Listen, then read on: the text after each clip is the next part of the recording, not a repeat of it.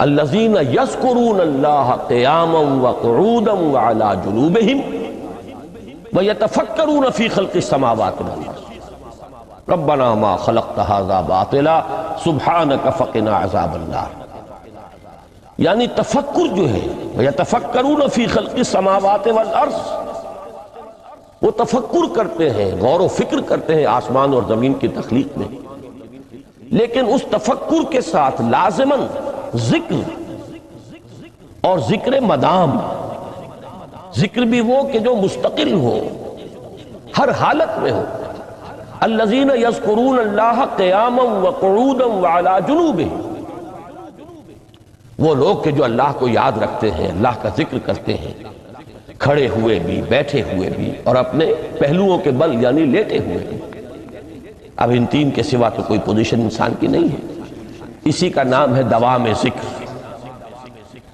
اور اس کے ساتھ اگر وہ تفکر کرتے ہیں تو ان کا فکر اگلی منزل تک پہنچتا ہے۔ تو پہلی شے تھی فکر انسانی کی صحیح رخ پر مزید پیش قدمی اور پیش رفت، اور اس کے لیے لازم ہے ذکر و فکر کا امتزاج۔ دوسری چیز کو لیجئے عمل کی درستی۔ اس عمل کی درستی کے لیے اللہ تعالیٰ کے ساتھ ایک گہرے تعلق کی ضرورت ہے، اس لیے کہ صبر کی بحث میں یہ مضامین شاید آپ کے سامنے آ گئے ہو کہ صبر، جہاں مصیبت پر صبر ہوتا ہے، تکلیف پر صبر ہوتا ہے، اللہ کے احکام پر جمنا یہ بھی صبر ہے، نفس کی خواہشات کی باغ کو تھام کر رکھنا، کھینچ کر رکھنا یہ بھی صبر ہے، اور استقامت کسی شے پر قائم رہنا یہ بھی صبر ہے۔ تو عمل صحیح پر استقامت کے لیے وَاصْبِرْ وَمَا صَبْرُكَ إِلَّا بِاللَّهِ، اس صبر کی سب سے اہم جو بنیاد ہے، اس کا جو سب سے بڑا ذریعہ ہے، اس کا جو سب سے بڑا سہارا ہے، وَمَا صَبْرُكَ إِلَّا بِاللَّهِ، اس کے لیے ضرورت ہے ایک گہرے تعلق کی کہ اللہ کے ساتھ ایک ایسا تعلق برقرار رہے جو نہ صرف گہرا ہو بلکہ دائم و قائم ہو، مسلسل۔ ذرا ذہول ہوگا تعلق مع اللہ میں، ذرا کمی آئے گی، شیطان کا وار کاری ہو جائے گا۔ اسی کو حضور نے حدیث میں یوں تعبیر کیا ہے تمثیلاً کہ جو دل اللہ کی یاد سے غافل ہے اس پر، فارسی کا وہ مقولہ بھی ہے کہ خانہ خالی را دیو می گیرت، گھر خالی رہے تو جنات اس پر دیو جو ہے آ کر قبضہ جما لیتے ہیں۔ تو خانہ قلب جو ہے اگر یاد خداوندی سے خالی ہو گیا تو شیطان ابلیس لعین اپنی تھوتنی ٹکا دیتا ہے۔ یہ لفظ آتا ہے سور کے منہ کے لیے تھوتنی، جس طرح اس کا نکلا ہوا سا منہ ہوتا ہے آگے، تو یہ لفظ استعمال کیا گیا کہ وہ اپنی تھوتنی انسان کے دل پر جما کر اور پھوکے مارنی شروع کر دیتا ہے۔ تو شیطان کو موقع ہی تب ملتا ہے جب انسان کے تعلق مع اللہ کے اندر کمی، وہ خانہ بالکل خالی ہو گیا ہو یا اتنا ضعیف ہو گیا ہو کہ کل عدم ہو جائے، گویا کہ نہیں۔ تیسری چیز کی طرف آئیے، روحانی ترقی۔ روحانی ترقی کے لیے میں ایک اصطلاح کے سامنے لا رہا ہوں، اس سے مراد کیا ہے؟ روحانی ترقی کے لیے ہماری دینی اصطلاح ہے تقرب الی اللہ، اللہ سے قریب تر ہوتے چلے جانا۔ اس پر میرا ایک کتابچہ بھی ہے، تقرب الی اللہ کے دو مدارج، دو درجے، جو در حقیقت ایک حدیث نبوی علیہ السلام ہی پر مبنی ہے کہ حضور نے ایک درجہ قرار دیا ہے تقرب بالفرائض، فرائض کے ذریعے سے انسان اللہ کا قرب حاصل کرتا ہے۔ ایک ہے تقرب بالنوافل، نوافل کے ذریعے سے اللہ کا قرب حاصل کرتا ہے۔ ان میں کیا نسبت و تناسب ہے، اہمیت کے اعتبار سے کون بڑھ کر ہے، بلندی کے اعتبار سے کون بڑھ کر ہے، یہ تمام مسائل میں نے اپنی اس تقریر میں بیان کیے تھے جو اس کتابچے میں شائع ہوئی ہے۔ اس وقت میں اس کی تفصیل میں نہیں جا رہا، صرف یہ تذکرہ اس لیے کر رہا ہوں کہ جن کو بھی خواہش ہو جائے وہ اس کا مطالعہ کرے۔ ہماری اس وقت کی گفتگو سے وہ کتابچہ اس جگہ پر منسلک ہوگا۔ تو تقرب الی اللہ، یہ تقرب کوئی فزیکل فینومینن نہیں ہے، جسمانی یا مادی مسئلہ نہیں ہے۔ اللہ سے قرب یہ نہیں ہے کہ کوئی کروڑوں میل کا فاصلہ ہے، اب ہمیں کوئی رسی پر چڑھنا ہے اوپر بڑی محنت اور مشقت سے۔ فصل تو ہے ہی نہیں، فاصلہ ہے ہی نہیں، بعد ہے ہی نہیں۔ نحن اقرب الیہ من حبل الورید، ہم تو انسان سے اس کی شہرگ سے بھی زیادہ قریب۔ ہوا معکم اینما کنتم، وہ تو تمہارے ساتھ ہی ہوتا ہے جہاں کہیں بھی تم ہو، بس صرف یہ کہ تمہاری توجہ نہیں ہوتی، تم اور چیزوں میں مشغول و مصروف رہتے ہو، تم ہماری طرف دھیان ہی نہیں دیتے، تم ہماری طرف متوجہ ہی نہیں ہوتے۔ ہم تو مائل بے کرم ہے، کوئی سائل ہی نہیں، راہ دکھلائیں کسے رہنم منزل ہی نہیں۔ انسان جب متوجہ ہو جاتا ہے اور بڑھتا ہے، آگے پیش قدمی کرتا ہے روحانی اعتبار سے، تو یہ ہے در حقیقت تقرب الی اللہ، اور اسی کو ہم کہیں گے روحانی ترقی۔ اب ان تین چیزوں کو اگر آپ نے ذہن میں جما لیا، پھر میری بات کی ترتیب اس کو ذہن میں قائم کیجئے۔ ہم چلے کہاں سے؟ کہ دین کے ساتھ اصل مناسبت فلسفے کی نہیں، حکمت کی۔ نمبر 2، حکمت قرآنی کا پہلا اور اہم ترین اور بنیادی مسئلہ معرفت رب کا حصول ہے۔ اس کا نتیجہ شکر خدا بندی، اس کا ذریعہ آیات آفاقی، آیات انفسی، اور سب سے بڑھ کر آیات قرآنیہ جو الذکر ہے، جو تذکرہ ہے، جو ذکرہ ہے۔ لیکن اس پہلے مرحلے کو اگر کوئی انسان بفضل ہی تعالی، اللہ کے فضل و کرم سے طے کر لے، اب اس کے سامنے تین مسئلے، فکر کی مزید پیش رفت، مزید پیش قدمی صحیح رخ پر، اس کے لیے ذکر اور فکر دونوں کا امتزاج لازمی ہے۔ فقر قرآن اختلاط ذکر و فکر۔ الذین یذکرون اللہ قیاما وقعودا وعلی جنوبہم ویتفکرون فی خلق السماوات والارض۔ دوسری شے عمل کا درست رہنا، نہ افراط و تفریط ہو، عدم توازن ہو، نہ انسان نفس سے مغلوب ہو جائے، نہ انسان جذبات کی رو میں اندھا ہو جائے، نہ انسان ماحول سے مرعوب ہو کر متاثر ہو جائے، صحیح رخ پر اس کا عمل۔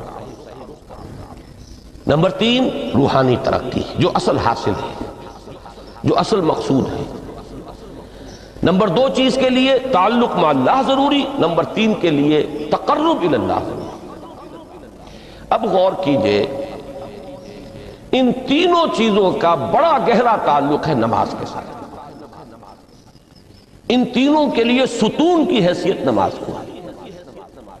لہذا ایمان کے بعد یا معرفت رب کے بعد حکمت دین کا اہم ترین مسئلہ نماز، صلاۃ۔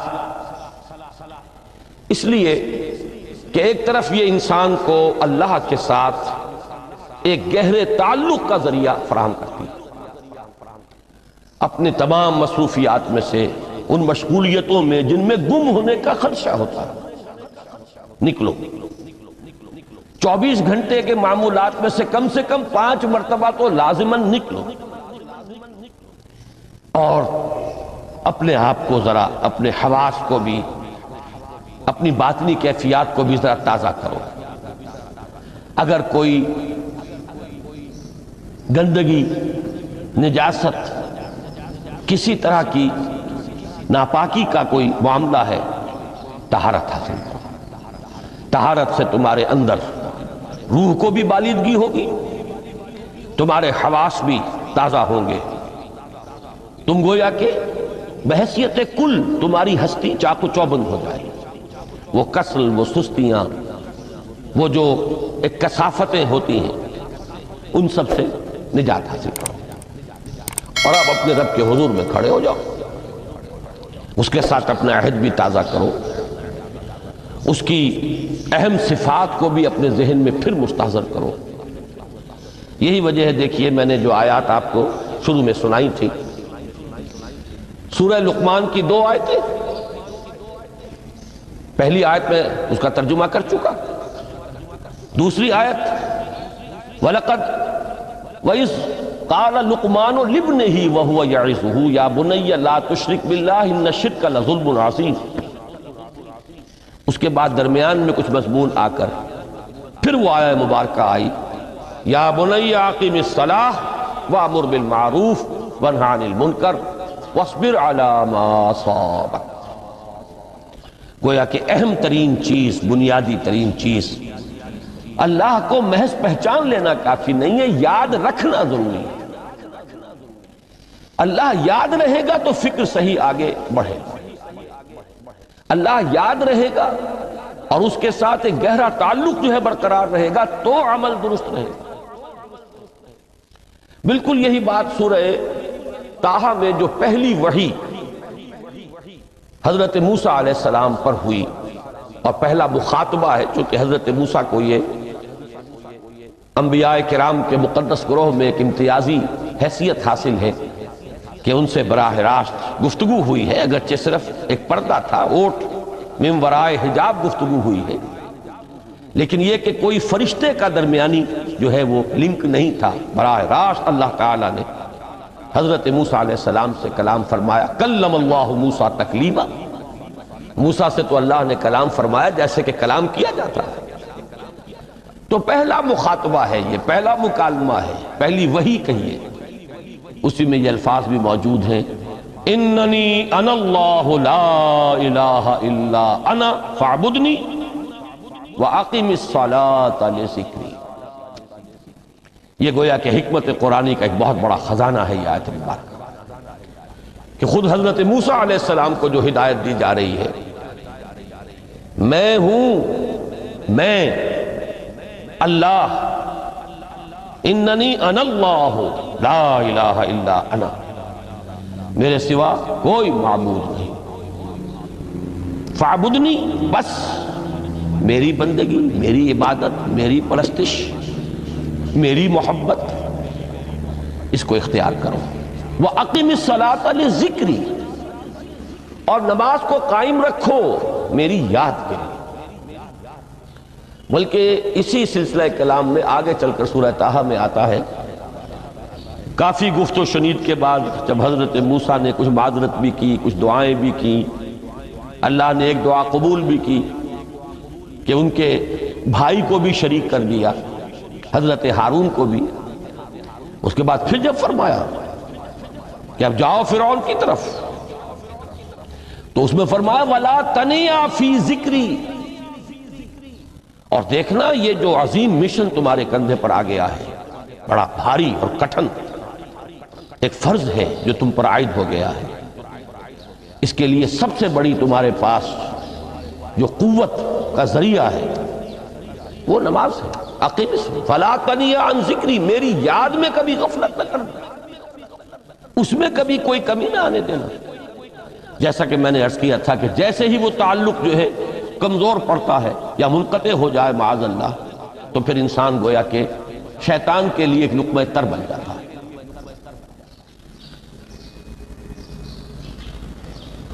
اب آپ غور کیجئے، تیسری شے تقرب الی اللہ، اس کے حوالے سے بھی جو فرائض اور نوافل کی بات ہے اس کو اس وقت ذہن سے نکال کر یہ سمجھیے کہ اس میں نماز کا کیا مقام ہے، اس لیے کہ نماز فرض بھی ہے، نماز نفل بھی ہے، وہ تو ان دونوں میں شریک ہو جائے گا۔ اب اس کو لفظ صلاۃ کے حوالے سے آپ ان دونوں چیزوں کو سمجھیں۔ صاد لام واو یا یہ چونکہ حروف علت ایک دوسرے سے بدلتے رہتے ہیں، یہ جو مادہ ہے اس کی جو خالص لغوی اصل ہے، جو خالص عربی زبان میں اس کا بنیادی مفہوم ہے، وہ آگ جلانا یا آگ تاپنا یا آگ سینکنا، حرارت حاصل کرنا۔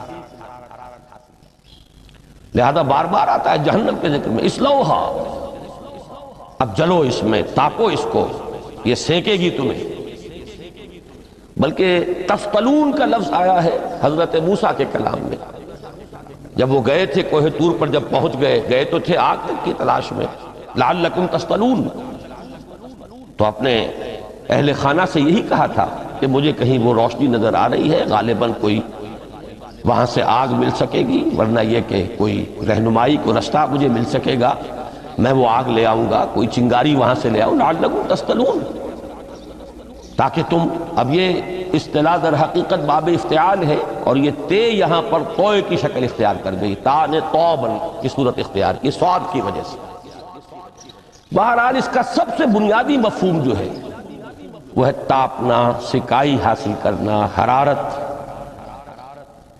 اس کے حوالے سے سمجھ لیجئے کہ سب سے بنیادی تعلق اس کا جو ہے وہ روح کے ساتھ ہے.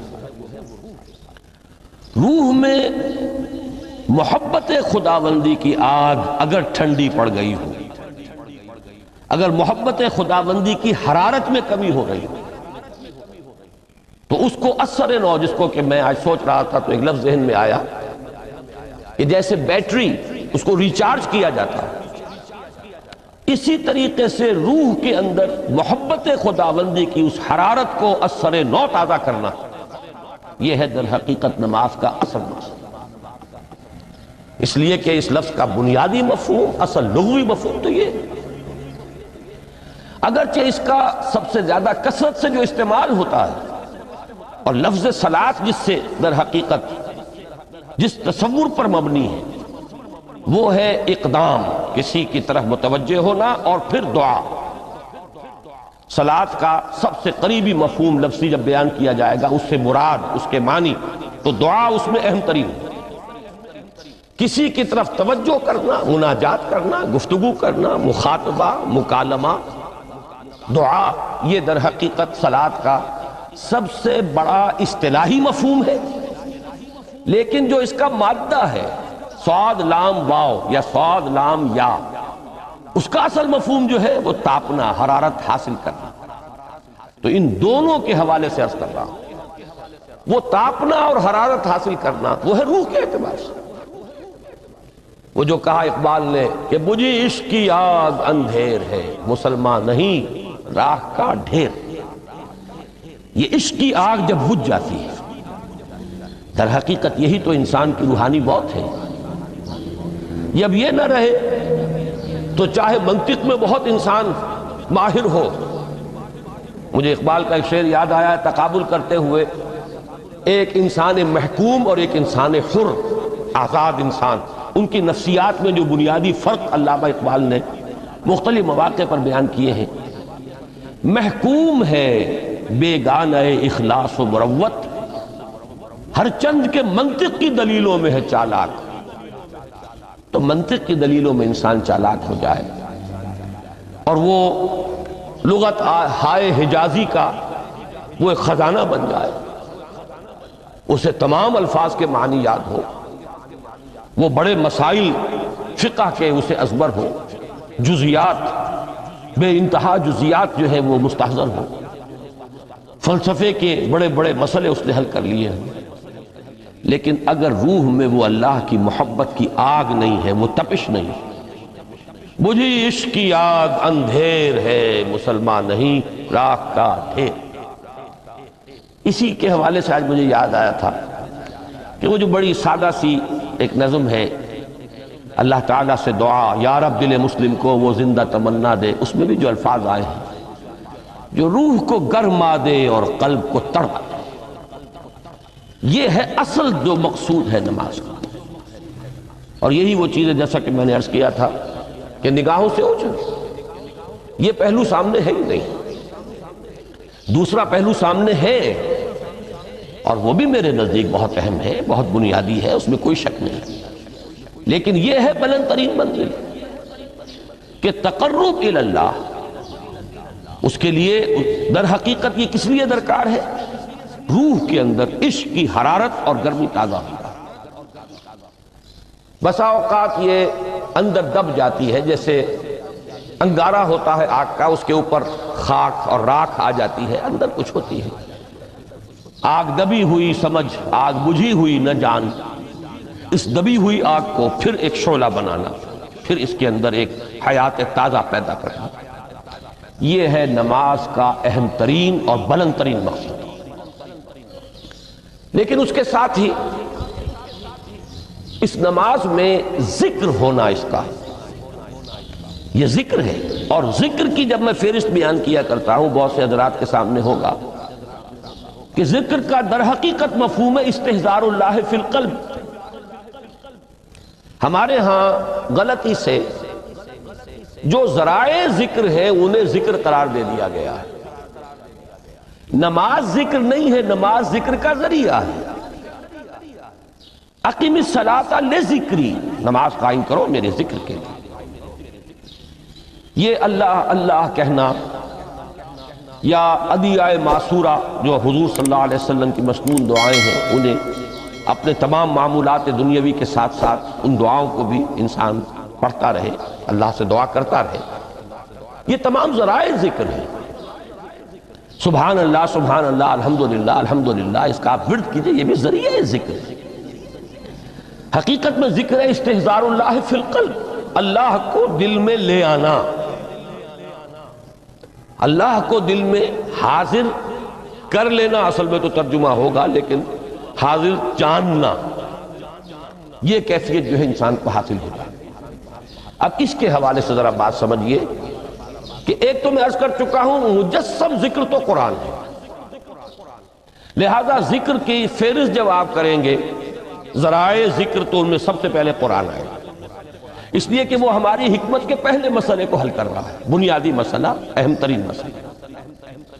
دوسرے نمبر پر ذکر جو ہے، اب اس کے لیے کچھ اصطلاحات جو میرے مختلف دروس میں شاید آپ کے سامنے بعد میں آئیں یا پہلی آ چکی ہوں، ان کے حوالے سے میری بات سمجھیے۔ ایک ذکر غیابی ہے، تھرڈ پرسن میں، صیغہ غائب میں اللہ کی یاد کرنا، اللہ اکبر اللہ اکبر اللہ اکبر۔ ابھی اللہ اکبر جو ہے یہ جملہ اسمیہ خبریہ ہے، ایک حقیقت کی تکرار آپ کر رہے ہیں، اللہ سب سے بڑا ہے، اللہ سب سے بڑا ہے، سبحان اللہ سبحان اللہ سبحان اللہ۔ یہ در حقیقت ذکر غیابی ہے کہ آپ اس میں مخاطب نہیں ہے اللہ سے،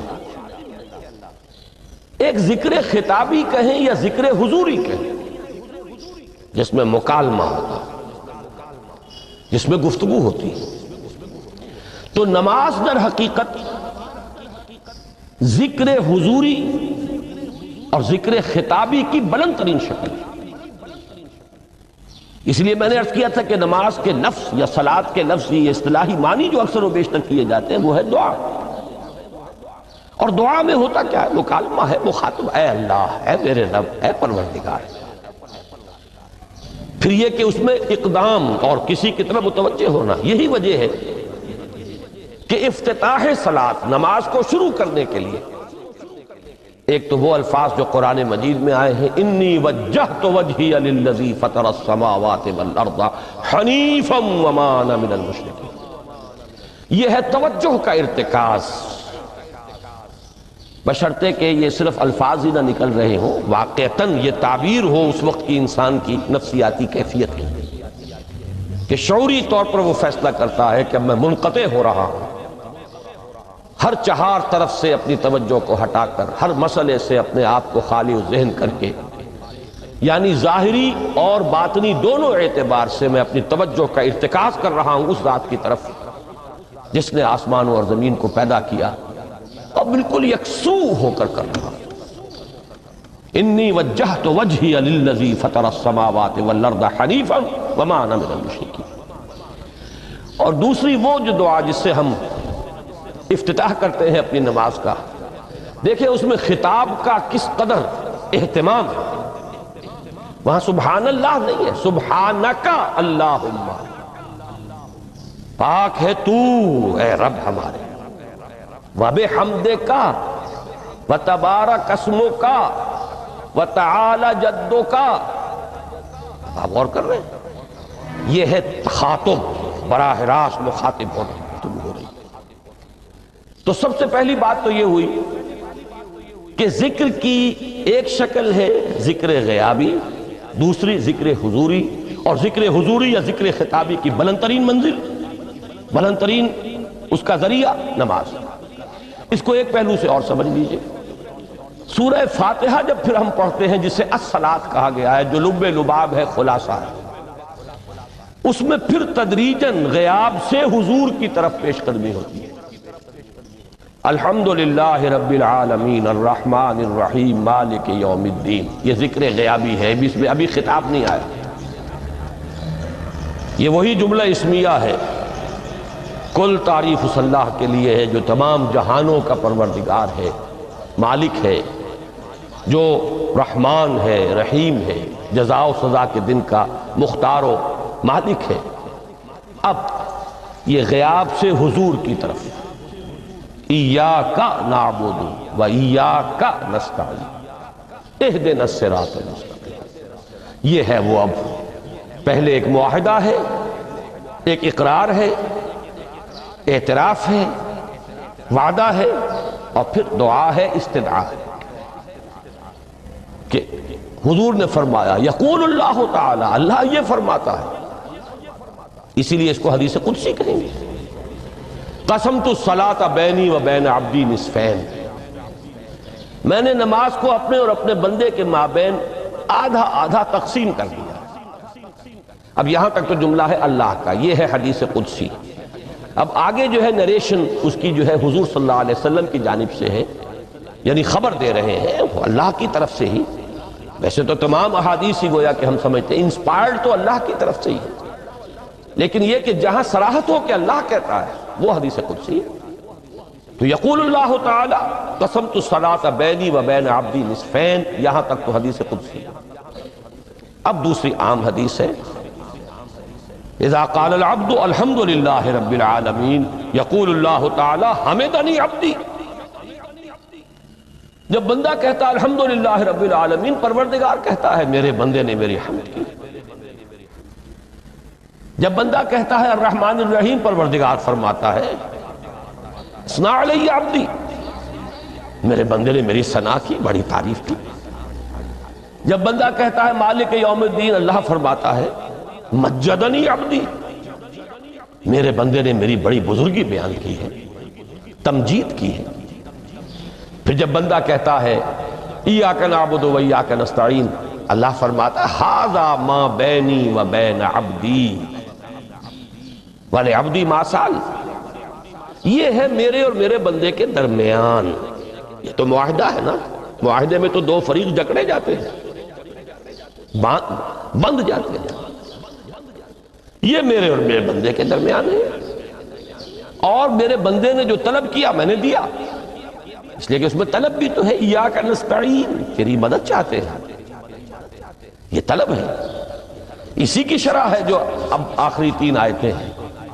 پروردگار ہم تیری مدد چاہتے ہیں، پروردگار ہم تیری ہی بندگی کرتے ہیں اور کریں گے، اور تیری ہی مدد چاہتے ہیں، چاہیں گے۔ اگر حال میں اس کا ترجمہ کریں گے زمانہ حال کے اعتبار سے، اس لیے کہ فعل مضارع میں تو دونوں موجود ہیں، شامل ہیں، تو یہ ایک اعتراف ہے، اظہار حال ہے۔ اللہ کرے کہ وہ واقعتاً صحیح اظہار حال ہو، ہم واقعی اللہ کی بندگی کرتے ہوئے یہ کہیں کہ ایاک نعبد، ورنہ اگر ہماری اصل صورتحال سے وہ مطابقت نہ رکھتا ہو تو پھر تو ایک طرح کا جھوٹ ہو جائے گا، غلط بیانی ہو جائے گی۔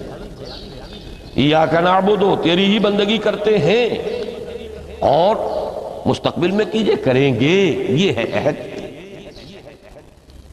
تیری ہی مدد چاہتے ہیں، تجھی سے مدد طلب کرتے ہیں، تجھی سے مدد چاہتے رہیں گے، اس کے لیے فرمایا وَلِعَبْدِ مَا سَأَلَ، اور پھر اس کے بعد وہ استدعا ہے اہدنا الصراط المستقیم صراط الذین انعمت علیہم غیر المغضوب علیہم ولا الضالین۔ اس حدیث میں اس کو ایک ہی جملے کو لیا گیا ہے، ایک ہی جملے کی حیثیت سے۔ جب بندہ یہ کہتا ہے تو اللہ فرماتا ہے ھذا لعبدی ولعبدی ما سأل،